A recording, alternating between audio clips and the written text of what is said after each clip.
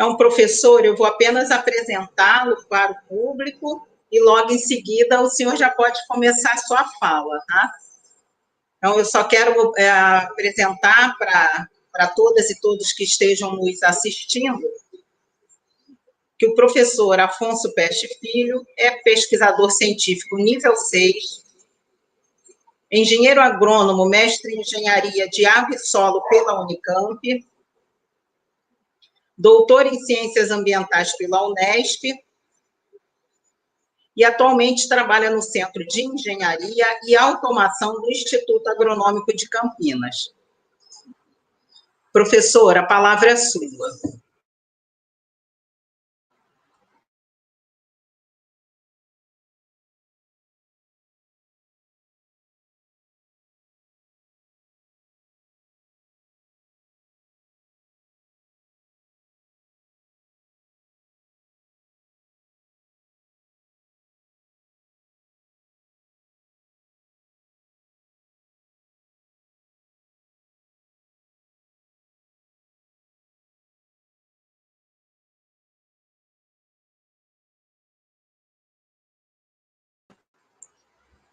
Professor, dá uma verificada no seu microfone, por favor, professor, se ele está aberto. Desculpa.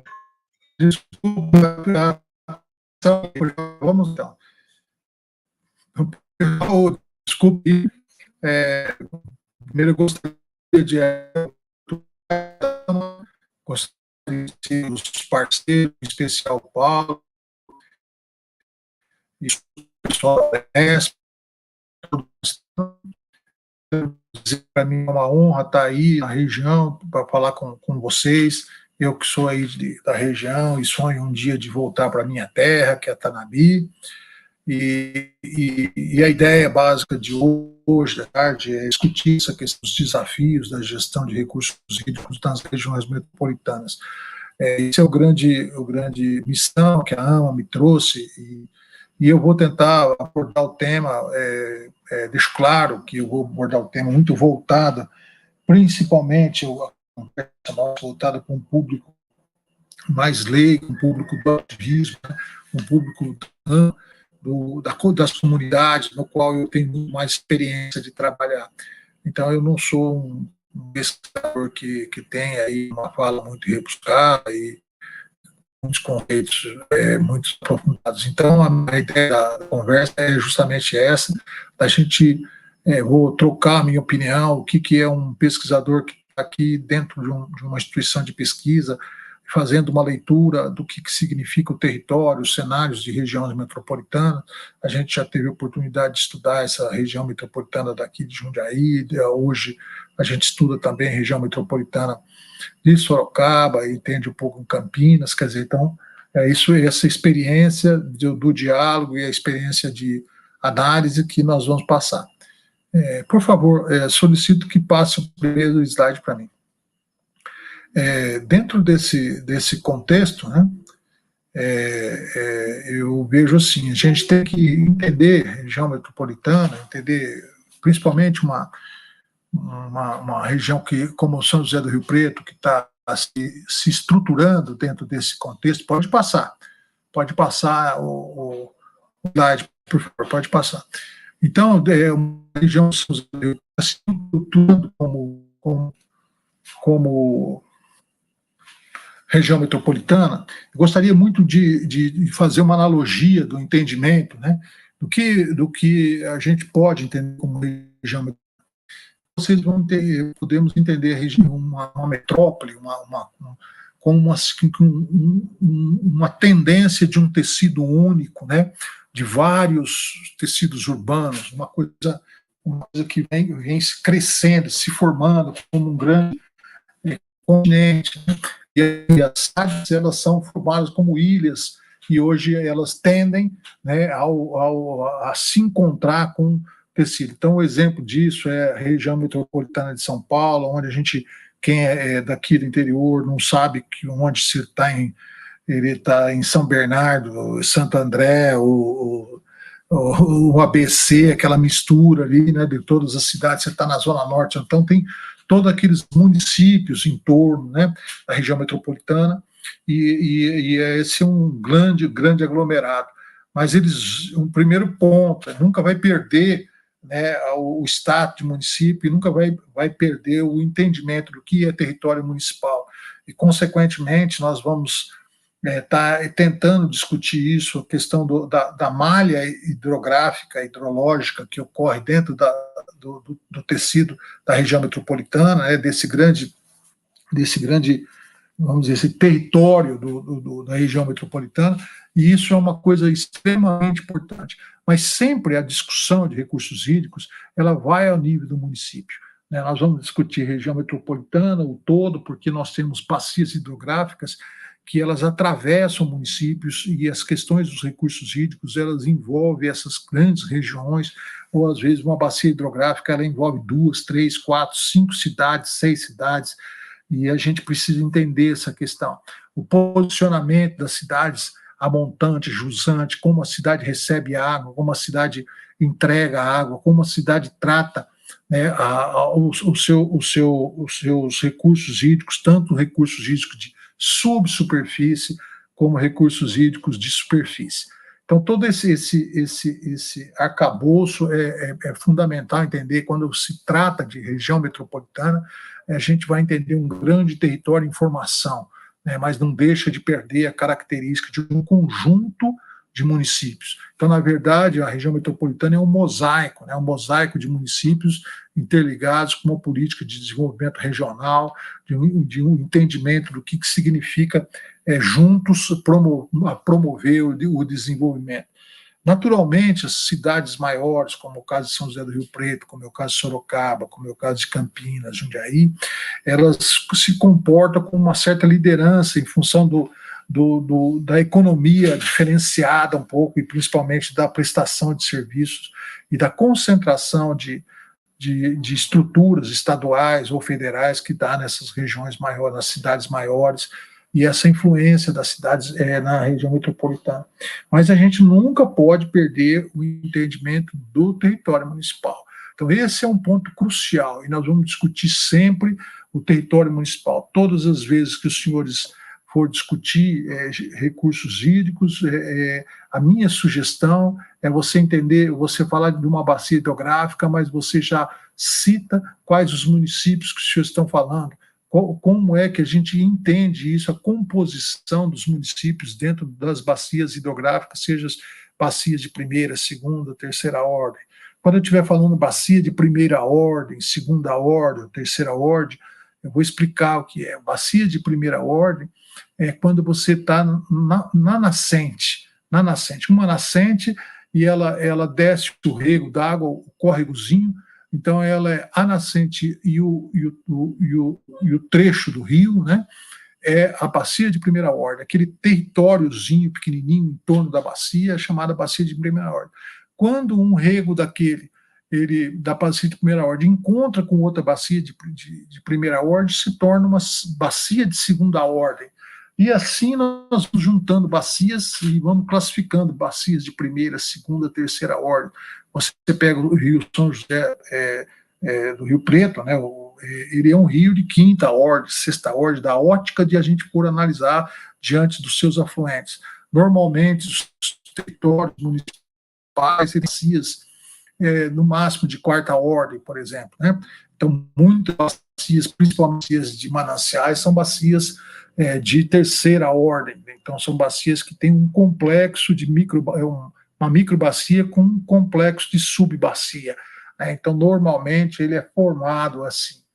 Outro ponto importante, quando a gente vai discutir recursos hídricos, é que é indissociável, né? A gente tratar recursos hídricos não é só sobre o aspecto a água, né? Recursos hídricos significam o conjunto, né? A terra, o solo, né? Aquele território geológico ali, mais o ar, né? Que está dentro, mais a vida e a água. Então, sempre quando a gente está tratando de recursos hídricos, e os senhores vão ver que eu vou tentar trabalhar essa questão, né? Nós estamos tratando de um complexo ambiental, ou seja, assim, de uma expressão ecossistêmica, né? O recurso hídrico é uma expressão daquele ecossistema. Outro ponto importante ainda dentro da definição é entender que ecossistemas faz parte de biomas, né?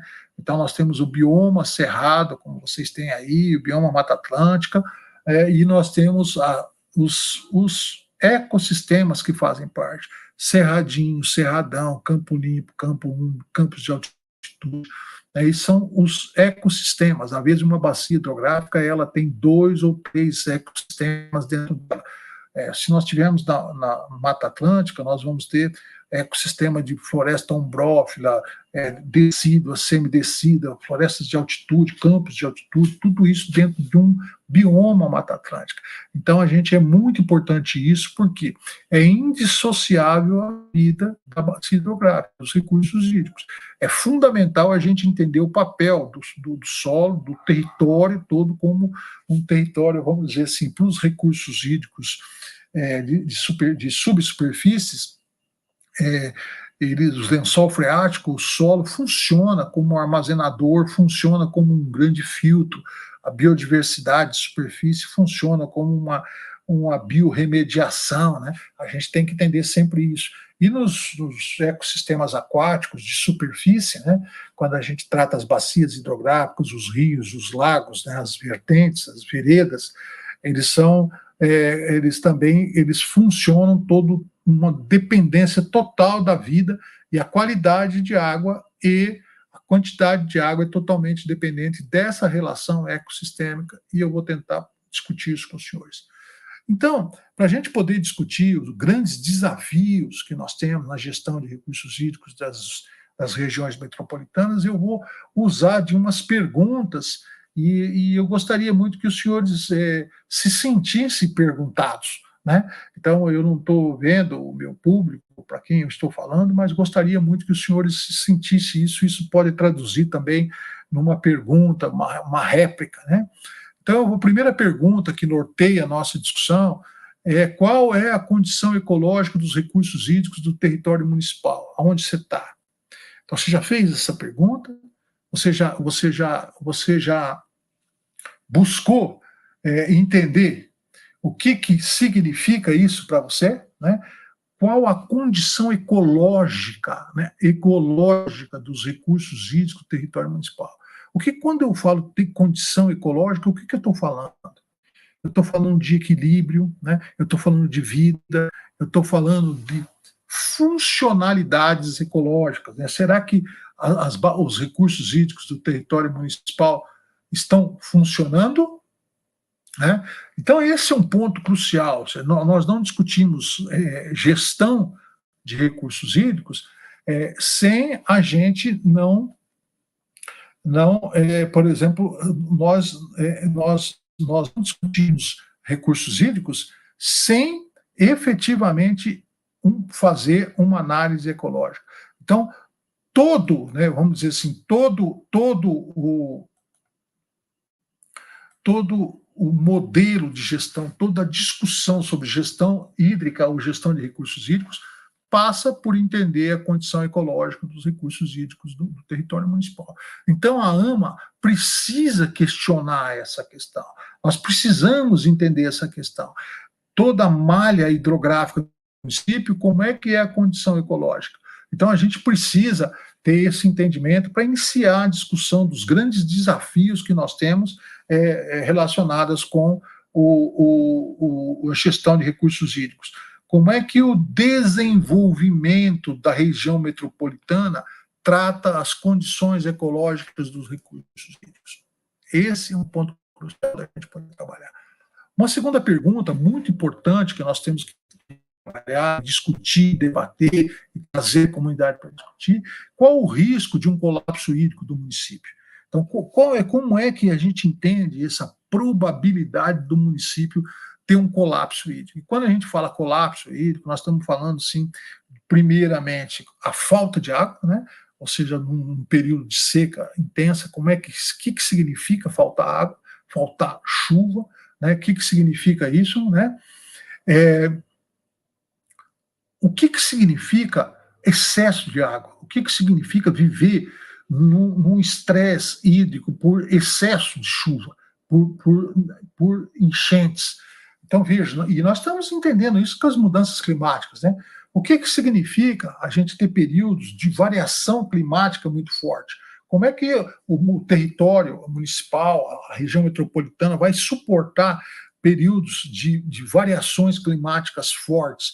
Como é que isso significa ao longo de 1, 2, 3 anos, 4, 5 anos, de décadas? Qual o efeito do colapso hídrico no desenvolvimento do município? Então, esse é um ponto importante a gente fazer essa pergunta. Outro ponto crucial na discussão, com os grandes desafios que nós temos para trabalhar a gestão de recursos hídricos nas regiões metropolitanas, é entender como o plano diretor trata as questões fundamentais que afetam os recursos hídricos. Porque se os senhores analisarem hoje os planos diretores dos municípios, das cidades que têm o plano diretor, ele tem um viés muito forte, né, voltado para o desenvolvimento econômico, né? E principalmente, quando eu falo assim, como é que é a questão do parcelamento do solo, o uso do solo, né? Aí eu quero saber sobre isso. Como é que o plano diretor trata essas questões efetivamente? Como é que ele trata a questão da recarga hídrica, né? Do entendimento das zonas hidrológicas do território? Quais são as zonas hidrológicas do território da região metropolitana de São José do Rio Preto? Isso precisa ficar claro. O que significa zonas hidrológicas? O que significa quando a gente entender, por exemplo, uma malha de nascentes, né? O que significa nesse plano de amostragem natural que são as nascentes, que a gente fizer isso dentro do território da região metropolitana? O que significa a gente falar zonas hidrológicas? Esses são pontos importantes, porque as zonas hidrológicas elas são classificadas no entorno da gestão, do entendimento de áreas que são necessárias à discussão para recarga, áreas que não são necessárias para entendimento das cabeceiras, do fluxo hídrico, né, de como nós podemos mexer na ocupação e uso das terras e não aumentar o fluxo, a vazão do rio, ou diminuir a vazão do rio. Se discute como é que está a proteção dos mananciais frente ao avanço da região metropolitana, seja de tecidos urbanos ou tecidos rurais, como é que isso se dá nas zonas hidrológicas do município. Então, o plano diretor ele precisa ser muito melhorado. Eu até falo que nós precisamos trabalhar hoje com um viés muito forte do homem hidrológico, da cidade hidrológica, porque é indissociável a gente colocar desenvolvimento e qualidade de água. O desenvolvimento não passa só para levar água para dentro da casa dos senhores. A gente precisa entender a qualificação e a quantidade de água no território. Não é possível nós temos numa área tropical com 1.200, 1.300, 1.400 milímetros de chuva e nós passarmos problemas com colapso hídrico em função de um regime de chuva e ter chuvas abundantes, né? Isso é no mínimo questionável sobre o aspecto do desenvolvimento. Lembrando sempre que o desenvolvimento, a palavra desenvolvimento significa aprimoramento, aperfeiçoamento, qualificação. Então nós vamos entender isso lá embaixo. Outra pergunta crucial dentro dessa questão, né, é qual a situação dos recursos hídricos na periferia da cidade. E esse é um ponto também fundamental, as regiões periféricas das cidades que compõem o complexo da região metropolitana. Então, o território da região metropolitana é formado por ilhas, e essas ilhas são as cidades. E essas ilhas, elas avançam, ela tem um processo de crescimento do tecido urbano, crescimento da zona rural. Então, quando a gente começa a entender essas questões, como está o perímetro periférico dessas cidades? Será que os erros que nós cometemos no centro da cidade, no meio da cidade, estão sendo repetidos na periferia? Quando a gente vai fazer essa análise, todos os senhores sabem o que eu estou falando. Tradicionalmente, passivamente, nós aceitamos que as regiões periféricas da cidade ela tem um baita de um problema de ela ter grande parte do perímetro periférico da cidade são as piores áreas, piores condições de urbanismo. Então nós temos grandes problemas de saneamento, né? Então, é nesse ponto que a região metropolitana tem que tomar um cuidado. Nós não podemos desenvolver o tecido urbano com perda de qualidade de vida, repetindo os principais erros de urbanismo que nós tivemos no centro da cidade, no meio da cidade. Então, não é possível a gente transformar os territórios dos municípios em quarteirões em terrenos em casas, e casas significa telhados, impermeabilização, casas significa consumidores, e consumidores significa poluição. Então, nessa ótica hídrica, ou seja, assim, de você estar entendendo a transformação do território em quarteirões, e os quarteirões em terrenos em cobertura, ou seja, impermeabilização, e terrenos abrigando uma população ávida por consumir e poluir. Isso é um problema crônico na gestão de recursos hídricos. Por quê? Porque nós precisamos de uma inovação no plano diretor, justamente uma inovação principalmente no entendimento da ocupação da malha, novas ordens, uma nova ordem, uma requalificação e uma qualificação do tecido urbano e principalmente da expansão da cidade. Outro ponto crucial nisso ou seja, assim, o que eu quero dizer para os senhores é que nós não podemos mais continuar fazendo ruas contínuas. Você imagina, você canaliza toda a água, você pega aí a Alberto Andaló, por que ela enche? Então vai ver a cabeceira, como é, toda dividida em quarteirões, tudo drenando para dentro do rio, aumentando o volume de água, quer dizer, cada ano que passa, mais casas, mais coberturas. Então a gente precisa ter um novo desenho, redesenhar a ocupação, o Land Readjustment, que é um movimento que vem no mundo inteiro de reorganização da ocupação do solo frente às necessidades hidrológicas do município. Isso é um ponto crucial. Outro ponto extremamente importante, também relacionado com a região periférica da cidade, é a fagocitose do tecido urbano, a capacidade que o tecido urbano tem que entrar e ocupar áreas frágeis, áreas estratégicas, né? Então, quando a gente não tem domínio, o plano diretor, por exemplo, ele recomenda a zona de expansão, mas você vê a cidade crescendo ao contrário, você põe áreas de proteção, mas nós não temos domínio hoje sobre isso. Essas discussões precisam ter, porque elas são fundamentais, e a região periférica da cidade para nós, por exemplo, assim, um entendimento da leitura que nós precisamos ter para a gestão de recursos hídricos, né, da cidade, principalmente dos desafios que nós temos para melhorar a qualidade hidrológica da cidade. Lembrar sempre, quando eu estou falando qualidade hidrológica, qualidade dos recursos hídricos, quando eu falo hidrologia, eu estou falando da relação entre a chuva e o seu território, a chuva e o solo, a chuva e o relevo, a chuva e a cobertura do solo, né? Quando eu estou falando de hidrografia, eu estou falando de curso de rio, de quilômetros de rio, de quanto que é a malha hidrográfica do município.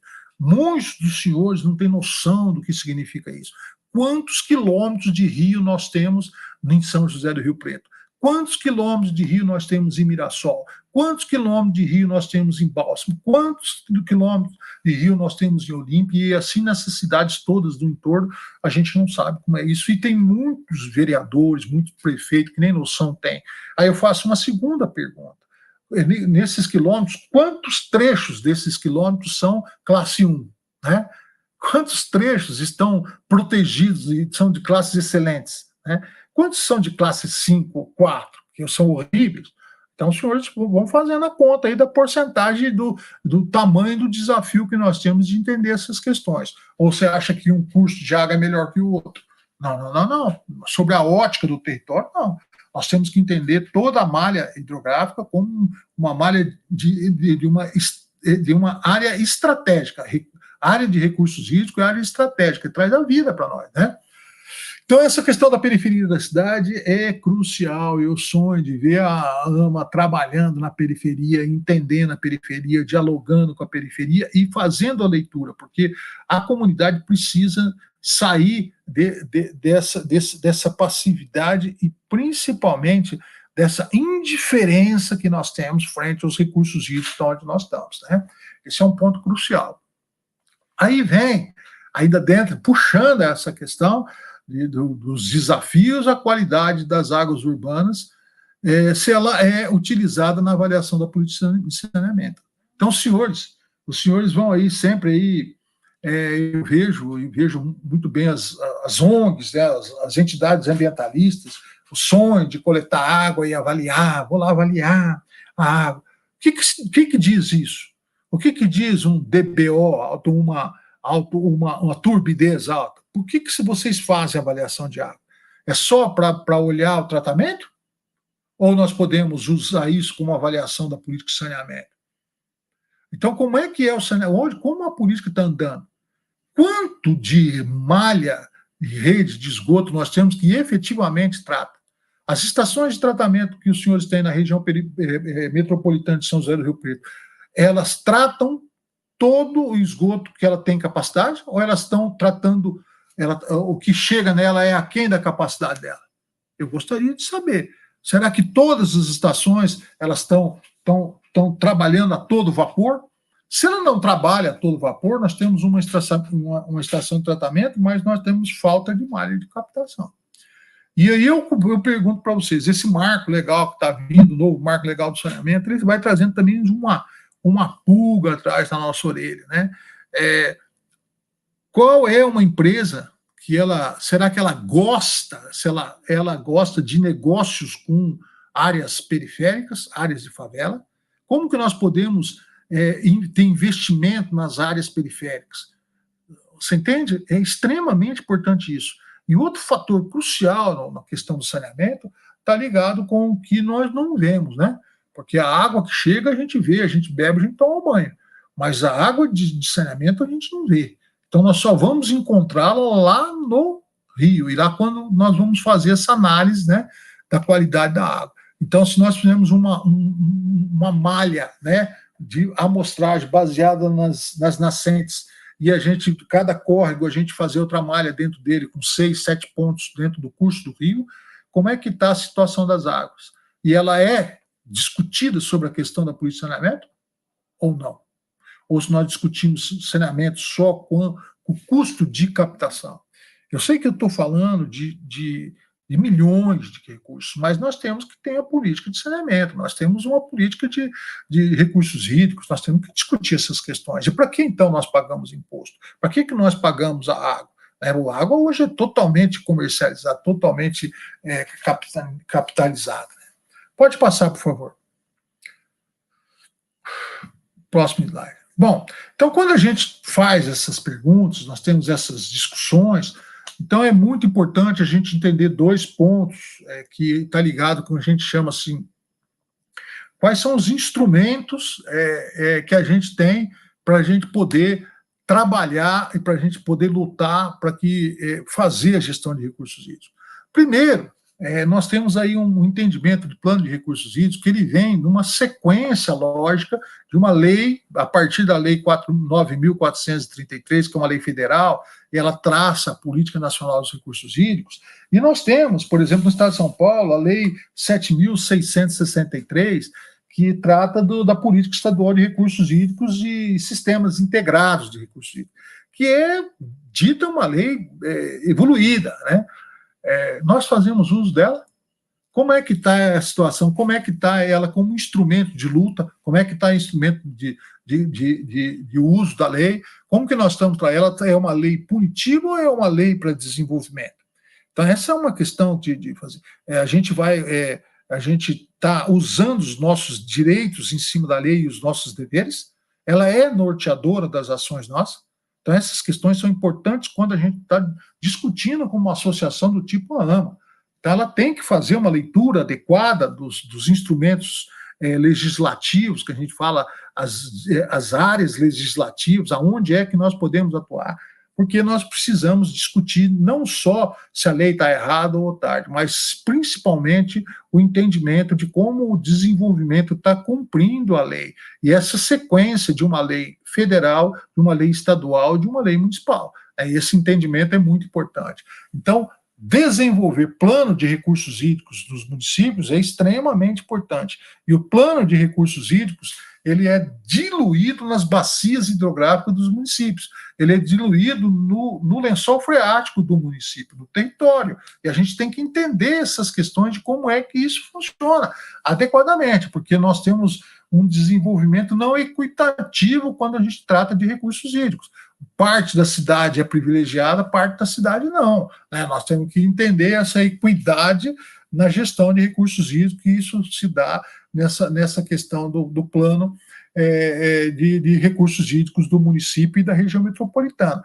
Então, a gente tem que entender que o plano de recursos hídricos da região metropolitana é uma composição dos planos de recursos hídricos dos municípios. E os planos de recursos hídricos dos municípios são uma composição dos planos de manejo, planos de recursos hídricos das bacias hidrográficas do seu território. Então, essa sequência lógica é uma coisa importante, né? A gente poder tratar. Nós estamos longe disso, mas nós precisamos discutir, nós precisamos abrir uma discussão. Então, isso é uma coisa importante. Outro fato importante na luta, principalmente no ativismo, frente às questões de recursos hídricos, os grandes desafios que a população tem, a comunidade organizada tem, né, é o enquadramento dos corpos d'água em classe. Então, nós temos um recurso, nós temos um instrumento hoje muito claro, muito potente. Então, eu faço uma pergunta para a Ana. Ela sabe quantos rios tem no município de São José do Rio Preto ou em algum município aqui da grande metrópole rio-pretense, da Alta Araraquarense, aí? Ela sabe quantos rios são classe 1? Ou são classe 2, como é que está a distribuição percentual dos córregos, dos riachos, dos rios, né, dentro da classificação? Então, veja, nós temos uma diretriz muito clara de classificação, de enquadramento de corpos d'água em classe, e é muito importante. E ela está intimamente ligada com a política de saneamento. Normalmente, quando um rio está muito poluído, ele tem um problema crônico de saneamento. E nós vamos resolver isso dentro da bacia hidrográfica. Então, isso é outro ponto importante. Outro fator, outro instrumento importante está ligado com a outorga, né? O que significa outorga? Outorga é autorização para uso da água. Então, e ela necessita, para você usar, você precisa de fazer um licenciamento, você precisa fazer todo um trabalho ambiental, precisa entender a quantidade de água que você vai usar e tal. Então, esse é um ponto crucial de entender como é que está a outorga, como é que está a autorização de uso da água, como é que está sendo usada a água dentro do município, e volta essa discussão, essa equidade, né, dentro do uso da água. Outro ponto importante, hoje já no Estado, nós já temos o Estado de São Paulo e o PCJ, por exemplo, aqui, o comitê, né, do PCJ, ele já é um comitê que trata da cobrança pelo uso da água, e ela vai chegar.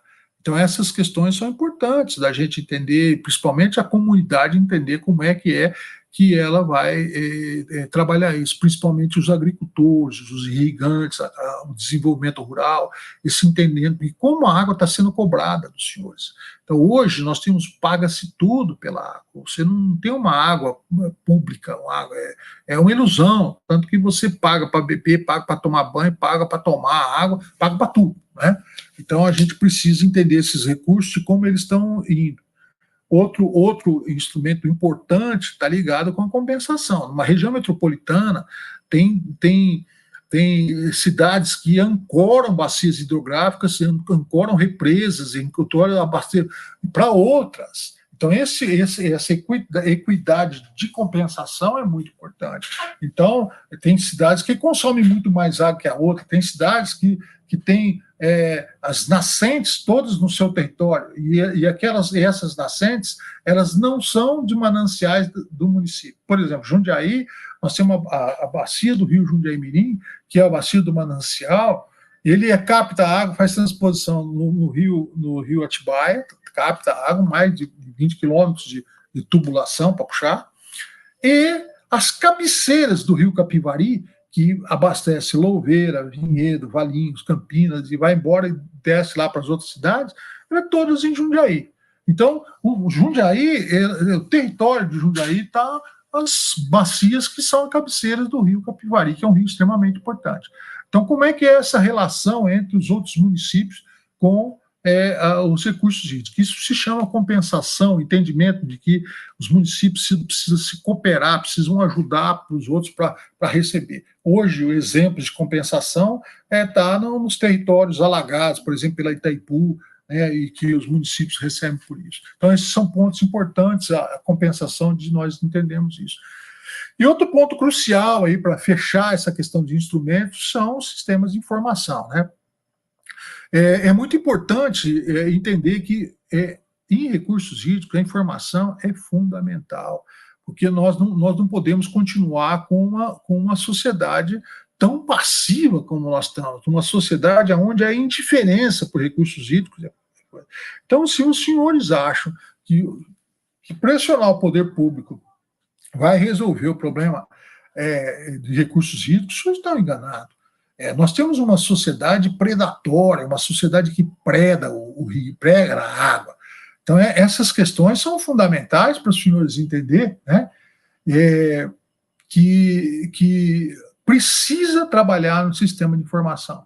Então, a AMA, as entidades, principalmente, a gente chama assim, a cooperação social entre o município precisa discutir recursos hídricos. O padre precisa falar sobre política de recursos hídricos. O padre precisa falar sobre sua bacia hidrográfica. O pastor precisa falar na bacia hidrográfica onde está a sua igreja. A escola precisa fazer os seus alunos conhecerem. Então, essa transversalidade da água, dos recursos hídricos, é fundamental.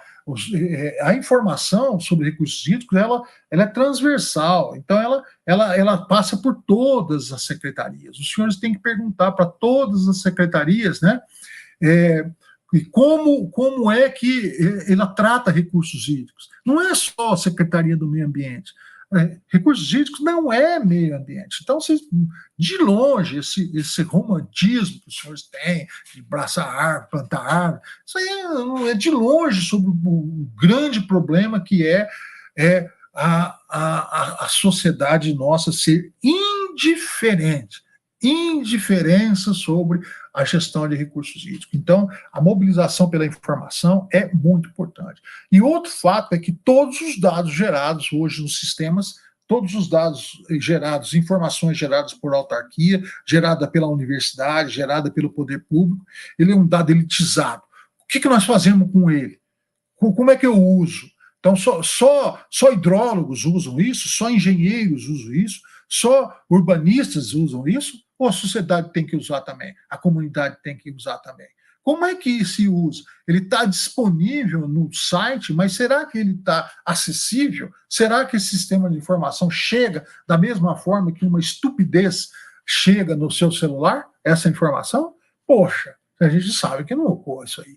Então, hoje, os comitês eles estão repletos de uma elite muito forte, do que o qual recursos hídricos não suporta mais. Pode passar o próximo slide.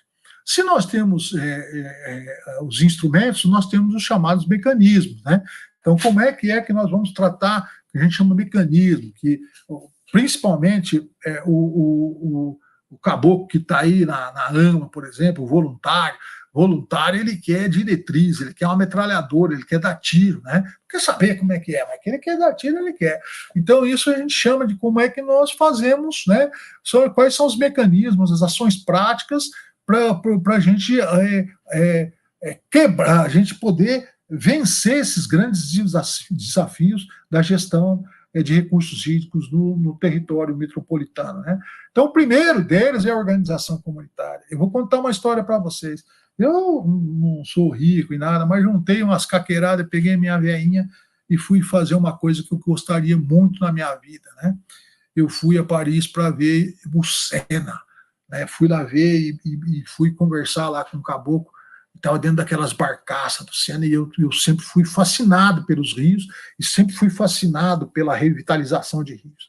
Então, eu sou um estudioso dos movimentos dos grandes rios da Europa, de como isso aconteceu, né? Aí fui lá no Sena e o hidrólogo que estava lá comigo conversando, lá, que meu filho ajudou, ele começou perguntando para mim como é que estava. Bom, eu vou mostrar, eu fui lá todo ecológico, né? Fui lá todo achando que eu ia abafar como pesquisador agronômico e tal, ridículo, né? Ridículo. Aí o hidrólogo perguntou para mim, como é que está a organização comunitária? Não entendia nada, não entendia o que ele falava. A primeira, como é que está a organização comunitária em torno da bacia? Como é que está a organização comunitária em torno das nascentes? Como é que está na parte alta, média, baixa do rio? Como é que está a organização nos rios urbanos?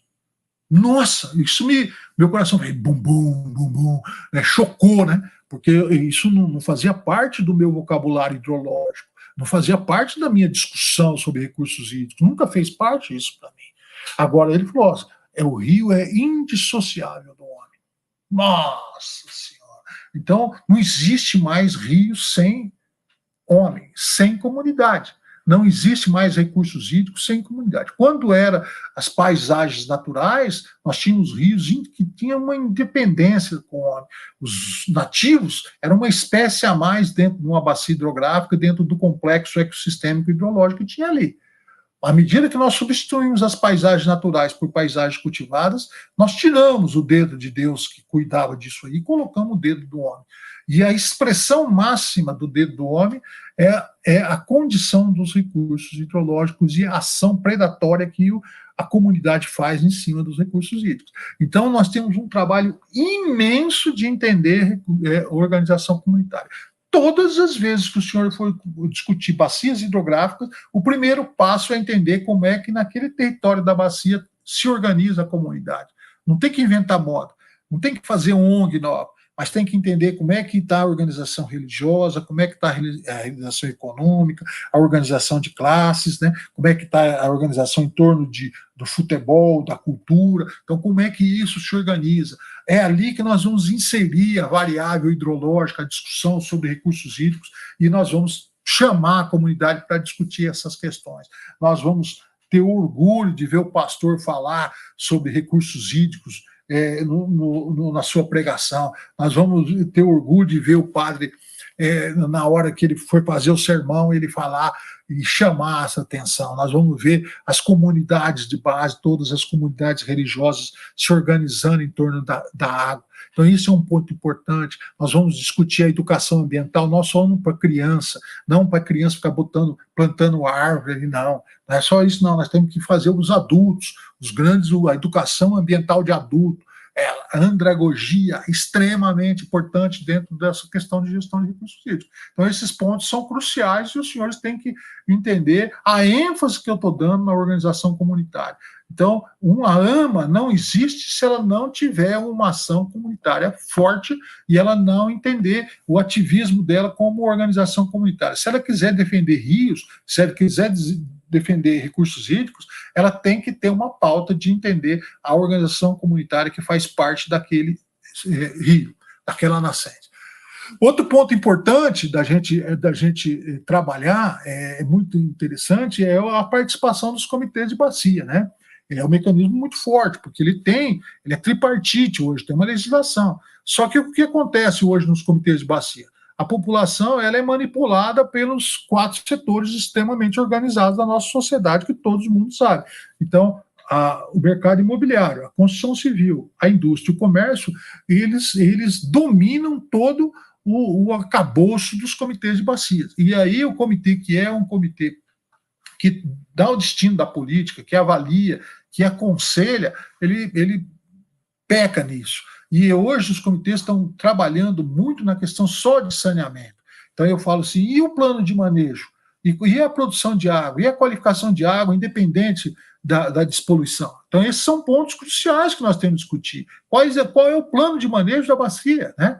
Vem discutindo isso no PCJ, vem discutindo isso em outros, lá no Alto Tietê, onde nós tivemos lá, eu bati muito nisso, quer dizer, não se discute plano de manejo de rios urbanos, os caras não querem nem saber, acha que é só colocar, canalizar e socar o pau e fazer uma adutora do lado, quer dizer, isso não é política de recursos hídricos. Então, como comitê de bacia, a participação é muito importante. Se capacitar, se deixar formar para isso, para participar, para ser conselheiro, é muito importante. Entender, no mínimo, o que nós estamos falando de malha viária, de quilômetros que nós temos de rios, de quantos nascentes nós estamos discutindo quando nós vamos para o comitê de bacia. Isso é uma coisa importante, eu sei que pode parecer romântico, mas Não tem jeito. Outro ponto importante é aprender a utilizar o mapeamento. Hoje, com os recursos da geoprocessamento, o recurso do Google, nós sabemos mapear. Então, a comunidade, as ONGs precisam aprender a entender mapa. Não é só fotografia. Ela precisa entender o mapeamento, entender ele como instrumento, como ação prática. Todas as bacias precisam estar mapeadas. Todas as áreas precisam estar entendidas. Todas as bacias, todas as nascentes precisam estar georreferenciadas. Isso não é georreferenciada lá no IPILS, georreferenciada lá no DAI ou no planejamento da prefeitura. Isso é na sede nós precisamos entender território. É muito importante vocês entenderem onde os senhores estão, aonde que nós estamos discutindo, aonde é o ponto de descarga de poluidor, aonde é que falta árvore, aonde é que tem fragmentos que precisam ser enriquecidos, aonde estão as nascentes. Então, essa tratativa, quando você coloca um mapa em cima, você faz um croquis, esse é um instrumento poderoso para dar o entendimento das pessoas e principalmente dos povos das nascentes, os povos da bacia. Isso é muito importante. E associado ao mapeamento, vem um instrumento, um mecanismo poderoso na gestão de recursos hídricos, que é o DRP, o Diagnóstico Rápido Participativo. Por que o diagnóstico rápido participativo é importante? Porque a nossa comunidade é indiferente, ela não consegue enxergar impacto, ela não consegue falar que ela é o problema, ela não consegue entender que o Afonso Peixe, o Paulo da AMA, ele impacta onde ele está. Nós temos alguns indicadores, mas não são suficientes, como pegada de carbono e outros mais. Mas o DRP, a hora que você bota um caboclo lá na frente e faz com que ele julgue o que ele está enxergando, se está muito ruim, bom, regular. Não, eu faço uma oficina de DRP na comunidade e vocês vão ver e faz a eficiência, né? Qual a eficiência ambiental do espaço, do cenário? A luz de quem? A luz de quem está olhando. Não precisa ser a luz do professor Afonso ou do doutor da Unesp ou do não sei da onde. Larga a mão desse negócio. Nós temos que fazer com que os munícipes eles entendam. Nós temos que fazer com que os voluntários da AMA aprendam a fazer diagnóstico participativo. E a gente precisa mapear, porque eles precisam fazer diagnósticos pontuais, planos de amostragem, entender essas questões aí. Então, esses são fundamentais. Outros pontos são as práticas de saneamento. Nós precisamos conhecer práticas de saneamento, principalmente para a evolução do saneamento descentralizado. Esse modelo de centralização de saneamento com grandes estações de tratamento, eles são eficientes até um certo ponto. Mas nós temos que entender o descentralizado para as bacias hidrográficas, a gente entender as pequenas áreas de saneamento e as práticas alternativas de saneamento que nós temos, né? Então, quando você faz uma análise, por exemplo, na permacultura, é muito rica entender saneamento, que muito de uma ótima qualidade de saneamento, sem necessariamente termos que fazer um investimento monstruoso ou ficar anos e anos esperando uma prática de saneamento que não vai chegar. Então, essa é uma questão. Plano de emergência de áreas faveladas, plano de emergência de ocupação, não é porque está lá irregular que não tem que ter saneamento. Quando o exército vai para o campo, vai para uma batalha, a primeira coisa, uma das questões que o general coloca, ele discute o plano de saneamento da tropa. Como é que ela vai acampar e como é que vai ser o saneamento. E quando fala saneamento de emergência, ele está falando de água, ele está falando de esgoto, ele está falando de resíduos sólidos. Então isso precisa entender, a favela precisa ter um plano de emergência. Eles precisam entender, não é porque que está na favela, porque está em área de acampado, que pode ficar num submundo do hidrológico. Por quê? Porque você é pobre, porque você está deslocado, porque você não tem emprego.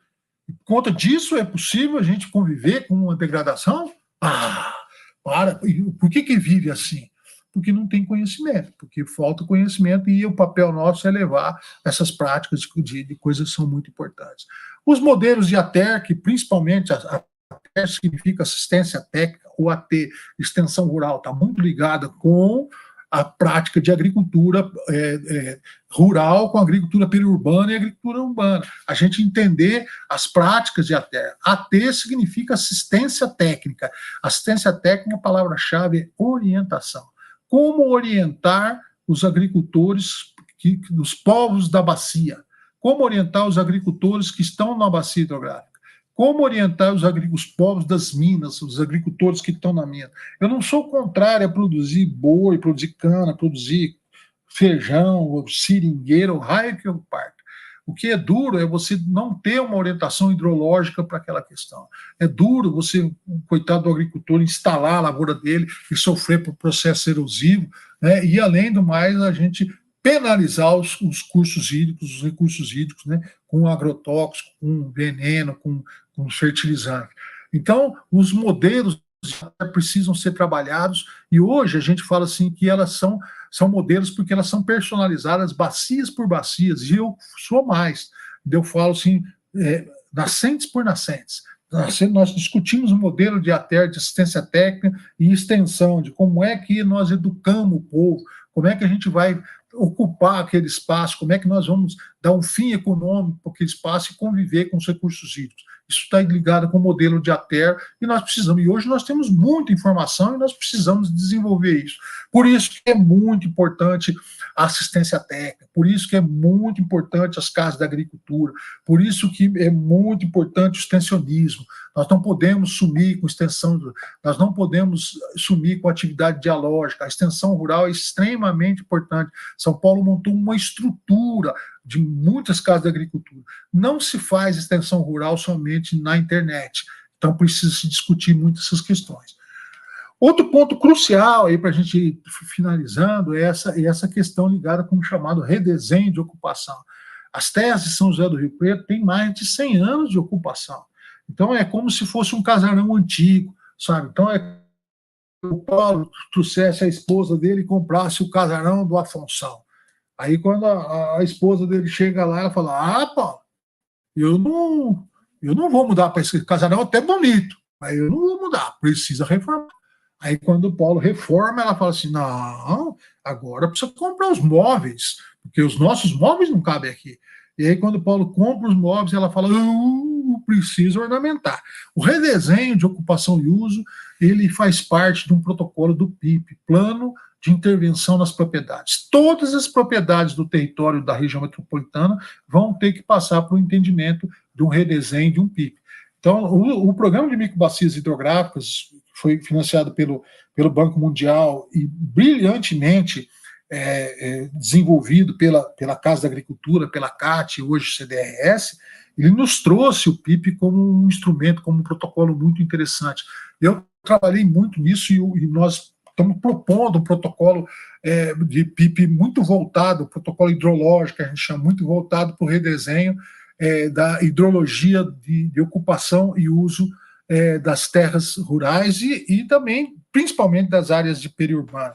Então, a gente hoje divide as propriedades rurais em áreas lindeiras, áreas de locomoção, áreas construídas, áreas de proteção e áreas de produção. Essas 5 áreas são fundamentais para a gente poder fazer o redesenho. E, por fim, está a qualificação de ocupação e uso. Né? Então, nós não podemos ocupar mais, nós não podemos criar, por exemplo, um novo loteamento sem ter um plano de qualificação. Nós não podemos mais chegar lá, transformar terras em terrenos e terrenos em casas. Isso não dá mais. E também da mesma forma que nós não podemos chegar numa propriedade e fazendo tudo de qualquer jeito, sem qualificar a ocupação e uso. Pode passar, por favor. Silvana, estou acabando, minha filha. Eu sei que você apareceu aí. Muito obrigado pela atenção, saúde e felicidade a todos. Era essa a minha fala para vocês e espero que eu tenha sensibilizado os senhores. A minha missão aqui hoje era tentar fazer com que os senhores se deixem informar, que é importante que tem os recursos hídricos, as pessoas tomarem um copo de humildade, 2 copos, 3 copos, todo santo dia, para entender que ele tem que ser um ser hidrológico. A Silvana precisa ser uma mulher hidrológica. A sua família precisa ser hidrológica. A sua comunidade precisa ser hidrológica. A cidade precisa ser... É indissociável a água da nossa vida. Então, não é possível a gente relegar a água a um 3º, 4º, 5º plano e ficar num romantismo de gestão sem ter uma participação efetiva no destino do desenvolvimento da região metropolitana. Então, era isso.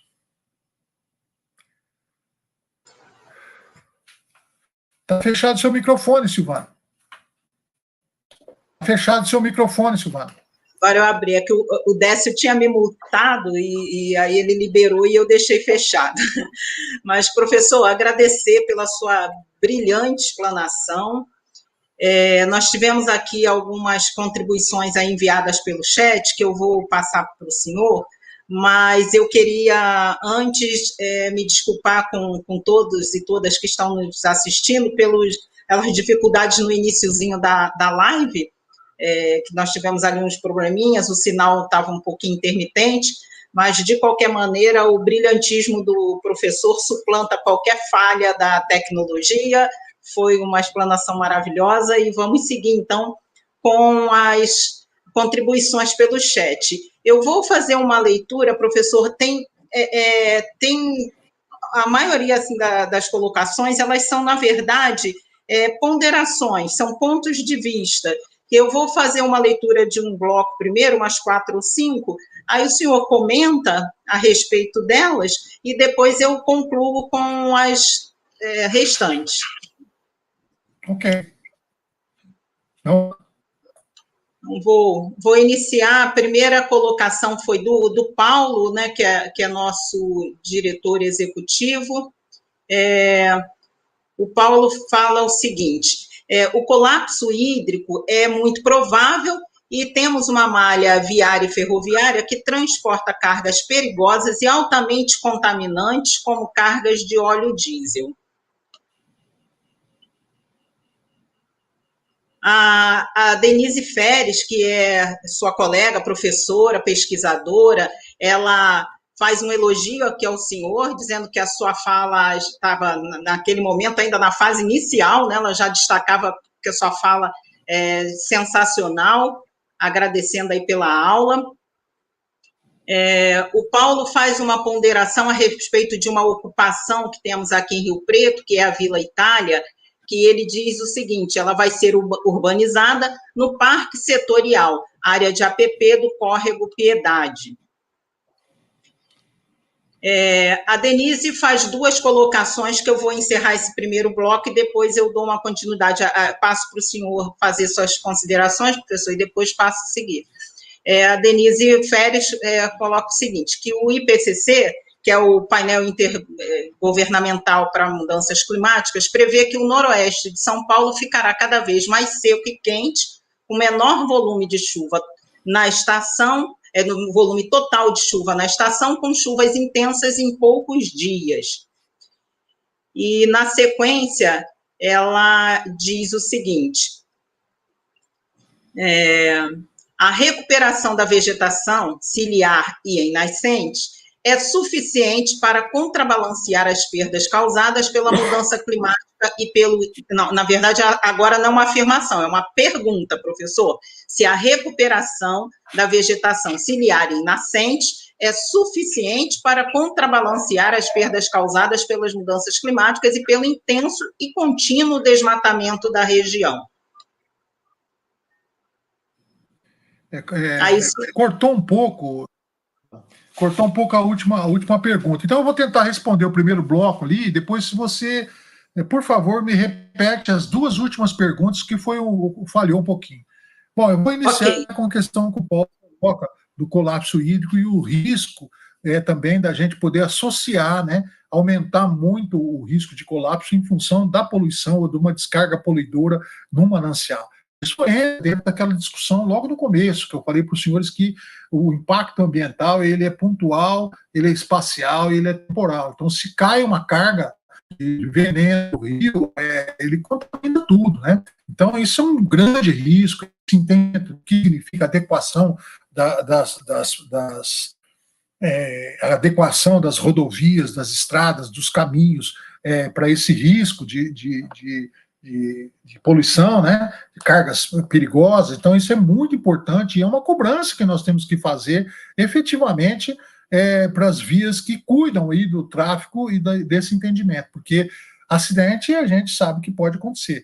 E o colapso hídrico, ele é muito importante, por exemplo, que eu sonho, né, eu gostaria muito de ver, vamos dizer, o IPIUS ter uma linha de pesquisa ligada com o colapso hídrico. porque é tão grande, é tão importante essa questão, a gente entender isso, e ter uma linha de pesquisa, porque são muitas variáveis que potencializam o colapso hídrico dentro de um contexto. Não é só a seca, e a seca ainda potencializa muito mais. Você imagina quando associa questões relacionadas com queimadas, relacionadas com poluição, né, relacionadas com perda de biodiversidade, né, com poluição, com erosão. Então, o colapso hídrico é muito complexo e é muito importante que a comunidade passe a entender, porque ela precisa ter ações mitigadoras, porque o colapso tem iminência de ocorrer, e ela precisa fazer ações preventivas. Né? Mitigadoras é porque nós construímos uma estrada, como é que vai fazer? Né?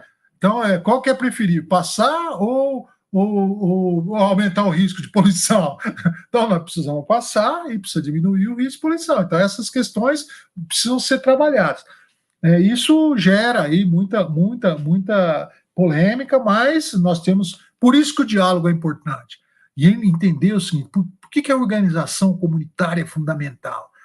Porque nós temos uma inteligência incrível na comunidade. Se os senhores acham que as comunidades não são inteligentes, nós temos uma inteligência, nós temos pessoas brilhantes ocultas no seio da comunidade. Então é muito importante descobrir essas pessoas, são jovens, são idosos, são mulheres, são homens, são crianças, que ou com pergunta, ou com resposta, ou com indignação, eles levantam os problemas e a gente pode juntos resolver. É muito importante, por isso que eu sou assim, fanático com isso. A gente precisa, a todo momento, se organizar para isso. A inteligência coletiva das comunidades é muito importante na gestão de recursos hídricos. Bom, você pode repetir as duas perguntas, minha filha, por favor? Já estou vendo aqui, ó. Eu vou ler, então. A recuperação da vegetação ciliar em nascentes é suficiente para contrabalancear as perdas causadas pela mudança climática e pelo intenso contínuo desmatamento na região? Denise, infelizmente não. Vocês podem ter certeza. Não basta só plantar. Não basta. É um instrumento poderoso, sem dúvida nenhuma. Eu não estou falando para os senhores não plantar árvores, não fazer recomposição vegetal. Não estou falando isso.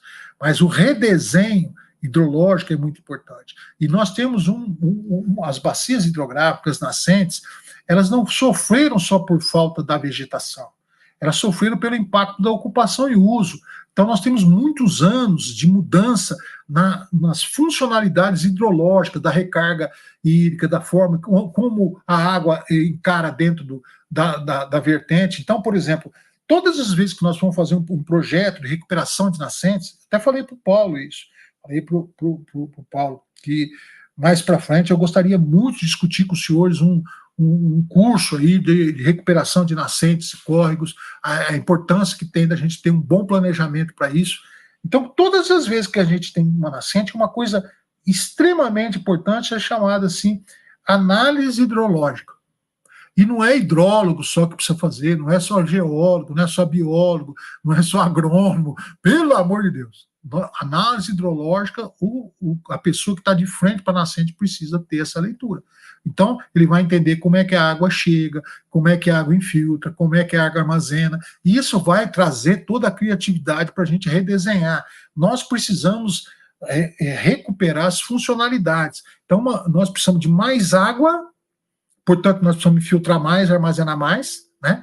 Então, ao longo dos anos, nós precisamos ter a certeza que a atividade biológica diversificada e que as estruturas mecânicas que nós colocamos, como caixas, como terraços, como as estradas, como posicionamento, vão infiltrar mais, e a atividade biológica vai melhorar a porosidade natural, né? Todo o enraizamento, toda a atividade por inseto, tudo ali, vai melhorar e vai aumentar a capacidade de armazenamento. Toda vez que aumenta a capacidade de armazenamento, a gente recolhe mais água e diminui o fluxo.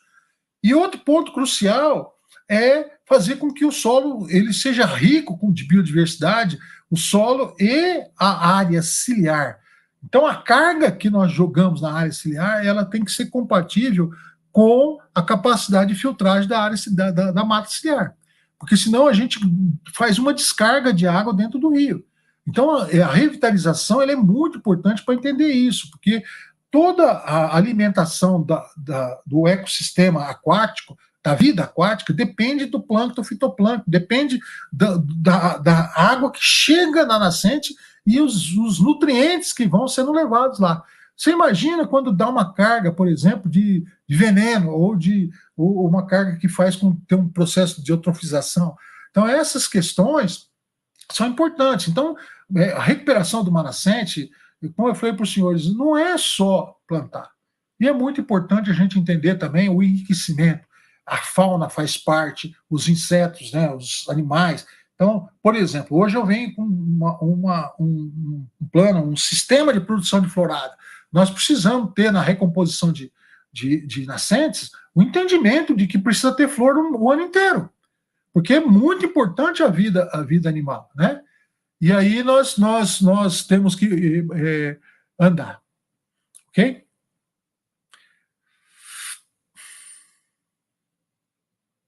Professor, nós estamos com um tempinho já meio estourado, então eu vou propor o seguinte: nós temos várias falas aqui, mas como eu disse, a maioria são manifestações de pontos de vista, né? Então eu vou fazer a leitura dessa sequência aí de contribuições, e aí ao final o senhor faz uma fala de fechamento aí, abordando alguns pontos que estejam sendo informados aí nessa participação do chat, então.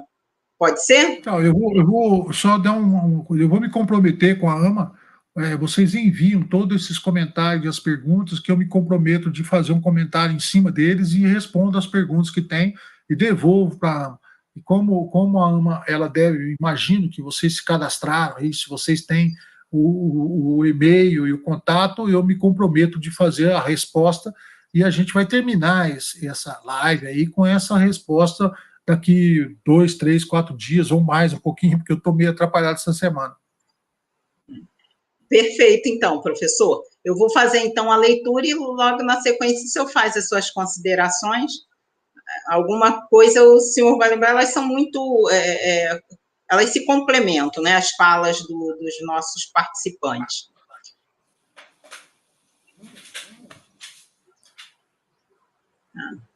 A Denise fez algumas colocações, como estamos passivos e anestesiados, né, quando o senhor falava sobre a necessidade da organização comunitária, temos que ser competentes e profissionais na nossa mobilização, informação confiável é fundamental, também fala da Denise. Continuando a Denise, a cultura folha de árvore é sujeira e árvores são perigosas. Ainda a Denise faz a seguinte afirmação: as indústrias dependem totalmente da disponibilidade de água. A Isabel Cristina, ela fez uma referência à sua aula como linda e agradeceu ao senhor. A Roberta Misorelli, ela aponta a questão da cultura canavieira, né, que colabora muito para o colapso hídrico. A Tereza Cristina Tarli Psara parabeniza os organizadores do evento, muito obrigada. Aí, professor, eu queria só fazer duas ponderações minhas, né, para contribuir em cima desses comentários que eu li. A primeira é com relação à mobilização comunitária, que, inclusive, eu tenho defendido muito que todos os eventos da AMA, eles não se encerrem apenas na ação, mas que haja, sempre que possível, uma discussão teórica em torno de por que nós estamos aqui hoje plantando essas árvores, por que a AMA tem que assumir essa demanda. Então, aí a gente começa a refletir sobre políticas públicas, a gente começa a refletir sobre participação cidadã e sobre nossa responsabilidade em todo esse contexto. Porque a gente sabe, e isso, levantamentos da ANA demonstram que pelo menos 70% da água que é consumida não é de consumo doméstico, é industrial, é agronegócio. Então, a gente precisa entender que é necessário o compromisso e mudanças individuais, então é preciso que eu, dentro da minha casa, eu seja responsável no consumo de água, na utilização desse recurso tão precioso. Mas acontece que se toda a humanidade do planeta se tornar extremamente consciente, nós ainda assim estaremos caminhando para um colapso se nós não regularmos esse sistema produtivo, se nós não interferirmos com as políticas que permitem que o setor produtivo explore esses recursos até a exaustão, sem um planejamento adequado. Então, nós precisamos ir além do plantio de árvores. Enfim, em cima dessa fala da Roberta Misorelli com relação à questão da cultura canavieira, eu só estenderia, né, porque, na verdade, a gente sabe que esse é um problema dos monocultivos extensivos. Eu trabalhei durante muitos anos no extremo sul da Bahia, naquela fase em que as indústrias de celulose estavam dizimando o pouco que restava da floresta da Mata Atlântica, da umbrófila densa, para substituir por eucalipto para abastecer as indústrias de celulose. E foi um problema imenso também, conseguimos aí com muita mobilização da sociedade segurar um pouco alguns processos ali, mas muita coisa foi perdida. Então, esse sistema de produção através de monocultivo extensivo, ele é extremamente danoso, seja qual for a cultura. Culturas perenes, elas tendem a causar um impacto mais a longo prazo, mas a verdade é que o impacto sempre vem e ele sempre é negativo. Então, eu deixo essas considerações minhas também, professor, para o senhor poder fazer sua fala final, né? Fique à vontade. Bom, primeiro, eu vou colocar assim que no entendimento, né, que você coloca, e eu vou dar uma palavra-chave aí que no meu entendimento da importância. Chama desdobramento. Então, todas as ações da AMA têm que ter um desdobramento. Então, é só você entender, vamos trabalhar a proposta de alfabetização que o Paulo Freire traz. Então, a ação, entendendo ela como uma pesquisa vocabular, para a gente entender quais são os vocábulos, as palavras que dão significado à ação que nós estamos fazendo. Como tematizar? O que significa o crescimento da árvore, como é que é o comportamento dela, como é que vai, então nós vamos tematizando. E depois nós levamos para contextualização. O que eu faço com esse conhecimento? O que eu vou fazer com essa ação? E aí sai o desdobramento. Então a proposta de quem está ali, de como é que nós vamos avançar. E quando a gente faz uma recomposição como os senhores fazem, não pode ficar coxa. É como se você bota um prato para rodar. Ok? Você faz um plantio de árvore e é como você colocou um prato para rodar. Não tem aquele malabarista que bota um prato para rodar? E aí você não pode deixar mais o prato cair. Então você tem que enriquecer, você tem que entender, você tem que fazer a leitura contínua, você tem que conversar com as plantas, você tem que conversar com o solo, você tem que entender a biodiversidade, inserir isso. É extremamente importante. Uma planta não vive sozinha com a outra. Eu até brinco que nós temos áreas de recomposição, Silvana, que é igual fiz uma analogia quando nós estávamos com um colega aqui do Jardim Botânico, nosso aqui de Jundiaí, ele fez uma analogia e eu usei muito isso, de que a Cracolândia, ela tem pessoas, meninos e meninas, pessoas lindas, num caos social. E agora eu faço uma pergunta para você. Quantas vezes vocês plantaram árvores e elas estão sofrendo lá? Quantas árvores estão padecendo pra caramba em áreas degradadas? Quantas áreas de recomposição ficaram como áreas faveladas? Você entende? Se você fosse um ipê amarelo, você gostaria de ser plantado numa área degradada? Você entende? Se você fosse uma paineira, que é uma árvore lindíssima, você gostaria de plantar numa área degradada? Você entende? Então você pode até plantar, mas você tem que trabalhar nela. Então é muito importante a contextualização e o desdobramento disso. O outro ponto importante, que está ligado também com a economia, é que nós precisamos exigir do setor econômico, do setor produtivo, a inovação no sistema de produção. Né? Então, não tem problema, nós não somos contra a cana, mas só que não é possível os caras continuar fazendo cana. Faz mais de 200 anos que o cara planta cana do mesmo jeito e da mesma forma. E até o Bartman sabe que onde tem a área de cana nós temos muitos problemas com os córregos. Então, assim, pode plantar cana, mas qual a inovação hidrológica que tem? Qual é a inovação que tem no sistema? Por que tem que só Por que só tem que ter monocultura? Por que nós não podemos... A planta, olha, veja, a planta da usina, ela não pode receber um frigorífico para matar boi, não pode receber um grãos. Por que nós não podemos ter uma rotação de cultura dentro das áreas de cana? Se nós já temos um parque industrial que pode ter outra indústria. Você entende? Eu estou sendo cruel um pouco assim, mas a realidade é essa, que nós temos alternativas inovadoras para resolver o problema da relação dos monoculturas e da cobertura do solo com a natureza, com a biodiversidade, com as relações hídricas. Então, esses são pontos importantes dentro desse final, ou seja, que a gente tem um campo enorme de discussão, né, e avançar para a gente poder harmonizar o desenvolvimento econômico, tirar esse desenvolvimento predatório, que mostra que nós estamos conduzindo isso, e lembrar de uma coisa importante para a classe trabalhadora, né? Quem faz a riqueza não são os empresários, não são os ricos. Quem faz a riqueza são os trabalhadores. Quem cria riqueza é quem trabalha. Né? E não é direito os trabalhadores ficarem renegados ao terceiro ou quarto plano das cidades, ficar com uma vida ruim, morar mal, beber água mal, sendo que eles são os grandes geradores de riqueza. Então, esse é um ponto crucial de ter esse entendimento. Sem o trabalho, né, não tem riqueza.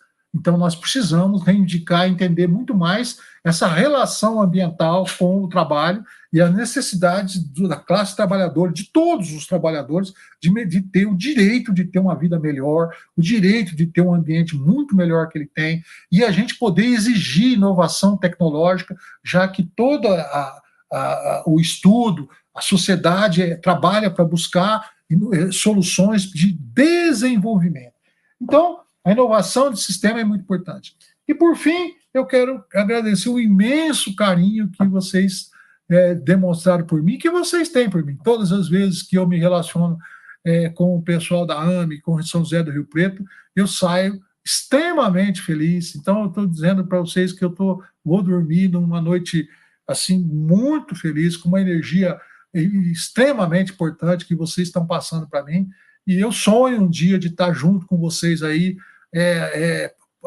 aguentando pelo menos baixar com essa imensa pança inútil minha, da gente ajudando e fazendo umas rodas de conversa, de tete a tete, conversando, fazendo umas oficinas práticas ali com os grupos, com as comunidades, e nesse resto de vida que eu tenho, da gente poder juntos dar a mão e ter ações mais fraternas, né? Tratar mais todos os nossos irmãos. Esse é o meu recado, e muito obrigado, boa noite a todos, e muito obrigado. Professor, nós é que agradecemos, é sempre um privilégio poder contar com o senhor, né, com o seu conhecimento, com a sua disponibilidade, né, isso é fantástico. E foram várias manifestações aqui, todo mundo está ansioso, todas ansiosas aí pelo curso sobre recuperação de nascentes, realmente vai ser uma alegria poder ter o senhor conosco, mais próximo aqui, contribuindo aí para o nosso crescimento técnico, profissional, cidadão, né? Então, enfim, vai ser uma alegria, com certeza. E, além de agradecer imensamente, lembrar a todas e todos que estão aqui, que amanhã teremos mais uma palestra com o professor Arif, então estão todos convidados, amanhã a partir das 19 horas também. A Josiê, né, deixou aqui a mensagem, energia, assunto muito bom, com certeza, saímos hoje todos muito energizados e com muita coisa para refletir aí sobre essa nossa prática, nossa atuação. Professor, novamente, nosso muitíssimo obrigado. Uma boa noite a todas e todos. Obrigada.